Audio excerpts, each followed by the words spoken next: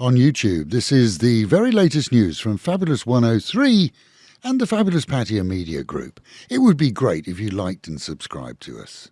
Belt up. That's the law as of last week. The Traffic Act amendment went into effect so that from now on, all youngsters under the age of 6 must be sat in car seats or boosters in any vehicle in Thailand. That's car, truck or minivan. Yes, including minivan taxis. Passengers in any taxi are responsible for having seats that can be fitted when hiring a cab. Many, though, will supply if ordered when booking. 2,000 baht fines for those who forget, and police will be checking. It also means that it's now illegal for children under the age of 6 to ride in the beds of pickup trucks. But according to Thai media, there's an odd twist. They tell us that when there's no seat fitted, those very same children will be allowed to ride in the back seats of vehicles wearing adult harnesses, but drivers then must reduce speeds and travel only in the outer, slower lanes of multi-lane highways. A 75-year-old pensioner's return to Thailand has again been heralded by his family ahead of the planned prime ministerial election in Parliament this week.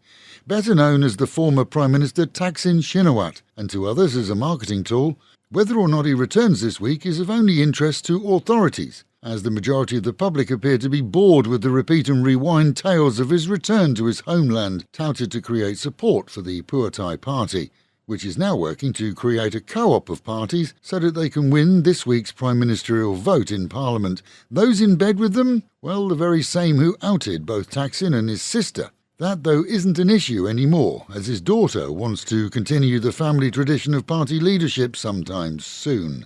If Thaksin comes home, he's likely to face some form of incarceration, as he still has sentences outstanding here. Keeping Taiwanese delivery vehicles trucking wasn't the goal of a team of truck drive shaft exporters here. Instead, they crammed them full of methamphetamines before shipping. A 3-month investigation by police led them to arrest 6 Taiwanese and a Thai in the capital. One of those is reportedly the boss of a crime gang in his home country and fled here while on bail, so no welcome arms waiting for him if and when he is one day released from a Thai jail. It was him, though, who spilt the beans when arrested in the capital, leading to the arrest of the other 5. For the past 4 years in Thailand, a law that encourages out-of-court settlements in civil cases has seen the court caseloads reduced by over 53,000 hearings. Debts appear to be the most popular to be mediated, and with household debts and default on the rise, that saving of court fees for both parties has been huge. Police in the capital have enforced a ban on public gatherings in the vicinity of Parliament from today through to Thursday midnight, with plans afoot to hold another in-house vote for Prime Minister on Tuesday. The 50-metre radius ban is intended to offer a level of protection for MPs and civil servants. Preventative healthcare is now, according to the National Health Office, available to all Thais, regardless of employment status. Previously only available to those with valid cover, the programme affords all rights to birth control, pregnancy testing, health supplements and health screening, all at no charge.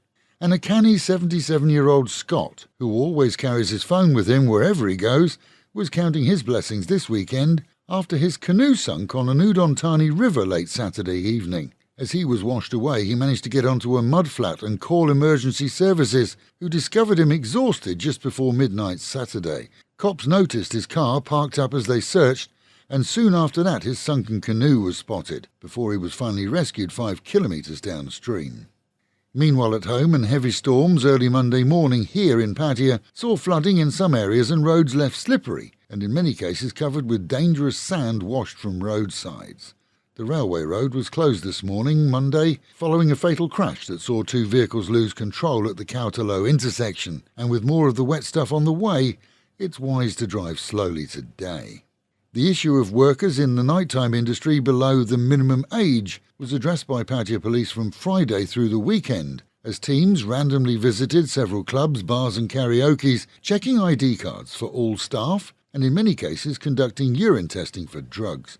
All good news, as none of either were spotted, but the warning's out to business operators to check that ID cards match staff members' faces and keep records, as otherwise they'll be held responsible if anyone slips through the net. And Sriracha shorelines were the latest in the region this weekend to see green waters and dead fish wash up. As has been previously recorded on Koh Larn and other ocean areas, the natural phenomenon of what's called plankton bloom causes a lack of oxygen in the water and the fish to croak. Not dangerous. Plankton blooms usually clear within a day or two, but the clean-up to prevent smell will be a pungent task for local city workers. And with the Met Office promising highs today of just 29 degrees, dropping down to 25, a thick cloud cover with breezes and a chance of more rain. Local and national news today from Fabulous 103 FM and Fabulous Pattaya Media Group. And to get a notification every time we release another bulletin or programme, like and subscribe to our channel, Fabulous Pattaya Media Group, by using the link below.